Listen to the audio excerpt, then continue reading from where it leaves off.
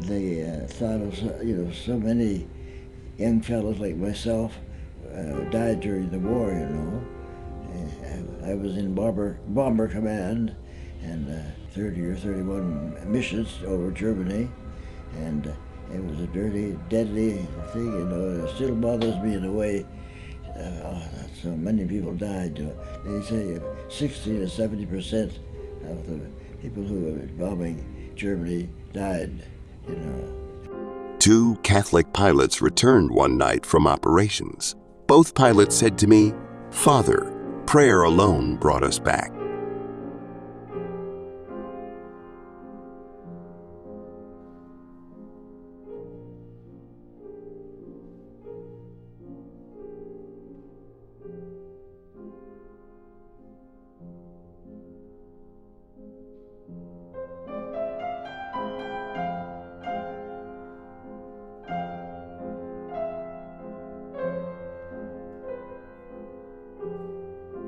A lot of priests were there, and a lot of Basilians were there and served as chaplains.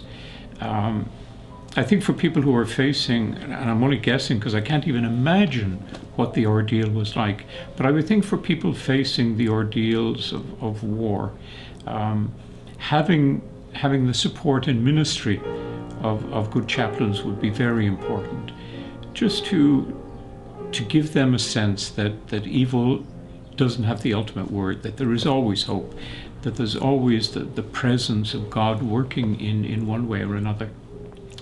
So the chaplains were very important and I'm sure did remarkable work and were a great blessing to many of the people they encountered.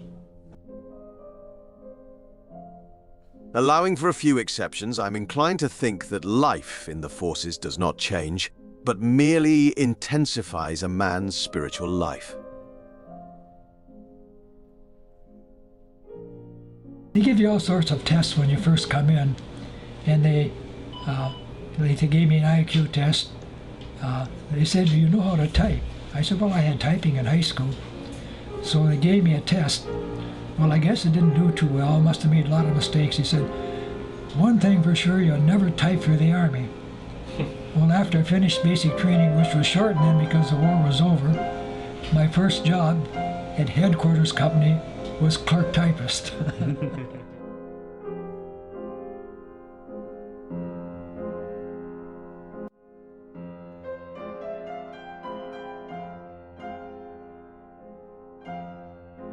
This is a tense period.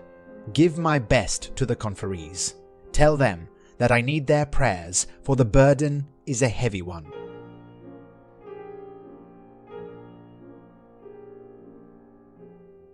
I was a Navy chaplain on the West Coast with the 2nd Destroyer Squadron, consisting of 3 ships, the Kootenai, the Restigouche, and the Terra Nova. We basically were, this was during the Cold War, you gotta remember, we were basically tracking submarines.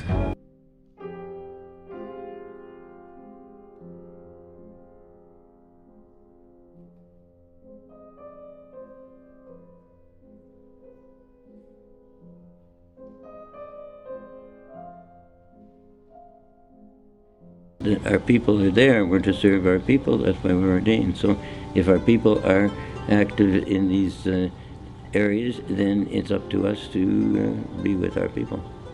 The boys are getting back to the sacrament a bit. Wonderful the deeds of some Canadians have been. Please pray for them.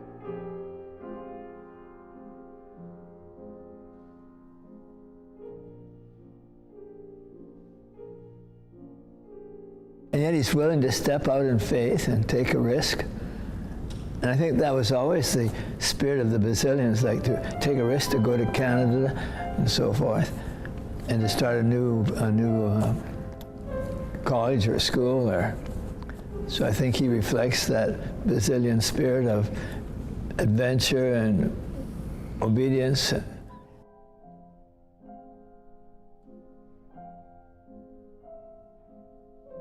My duties as a Navy chaplain have been various and quite different from the schoolroom.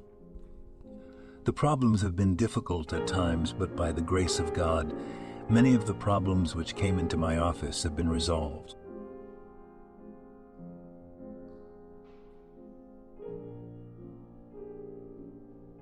a scary business. We were all just frightened, and we just had to grit our teeth and go anyway, And we got shot up quite a number of times. It's not better than being shot down, I guess. Went overseas on February, I don't know exactly, but it was around February 8th or 10th in 1942. And I arrived in England, and our first trip was on October the 3rd, 1944. And it was over Germany, bombing Germany. And then altogether we did 31 trips all over Germany. And we were able to drop our bombs and get back home.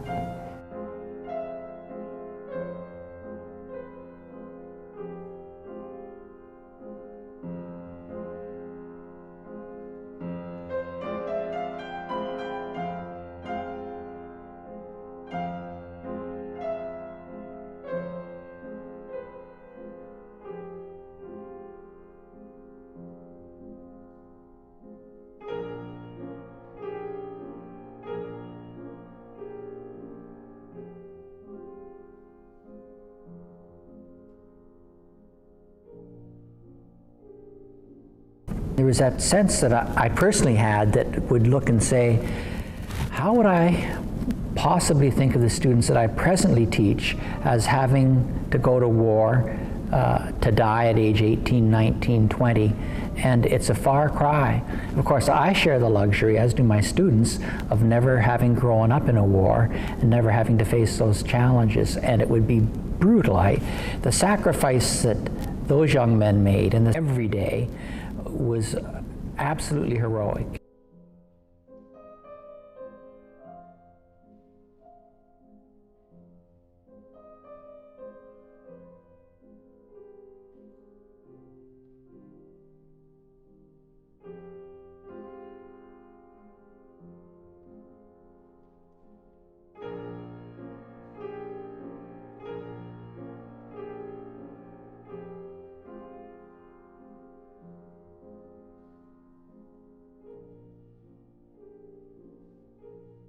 Every Basilian during the Second World War in North America would have been conscious that the sacrifice that we were making as Basilians to allow our men to serve in the military was connecting us in a very special way with our confreres in France, because that was very much where the center of the war was.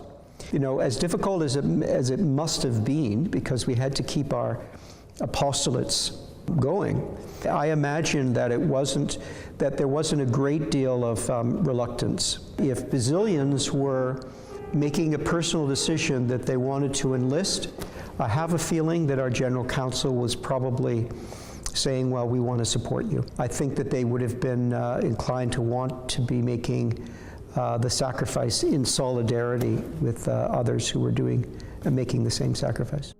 So far I have escaped all bombs, shells, shrapnel, high explosives, etc. The enemy has made it very interesting for us here since March 17th.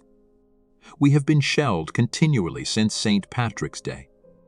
I hear confessions and give Holy Communion wherever I get the chance, in stables, barns, half-standing buildings, and often on the roadside.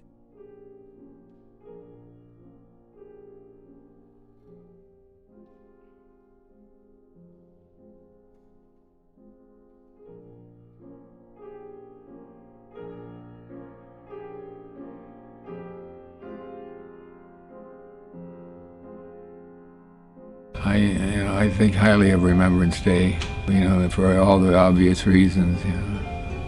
These men sacrificed themselves for us, basically. And that's what it was in many cases, a real sacrifice. They were under intense fire, and it was all done for freedom.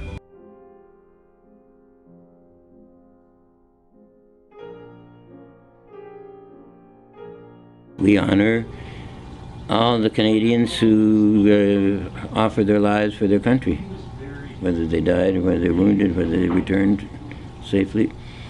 And so they're the ones who belong to the Canadian Legion now. So I'm continuing to serve those veterans up to the present day. There was a little raid on while I was saying Mass. The ground shook and the hut creaked. However, I am getting used to it now.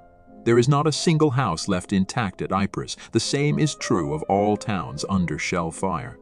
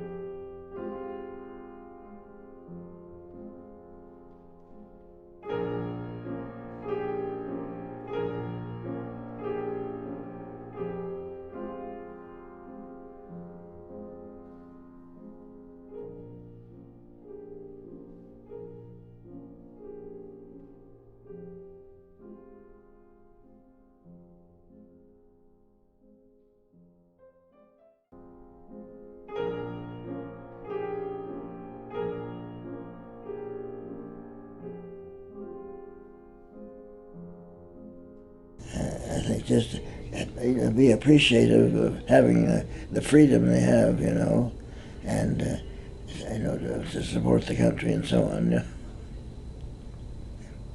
It used to be. It's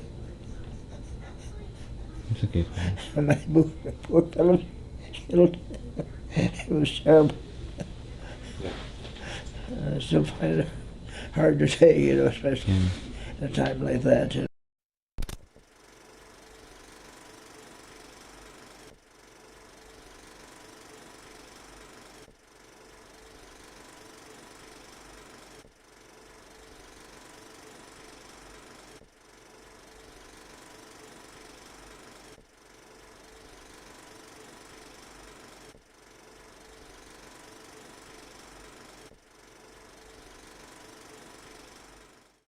People like Father Keon, and I've talked to him about a little bit about his experience in the war. I'm absolutely amazed that people can come through an experience like that and still have a sense of peace and a sense of calm and a sense of hope and a real sense of goodness. Remembrance Day always has for me a tremendous sadness to it, but also a very, very deep sense of gratitude.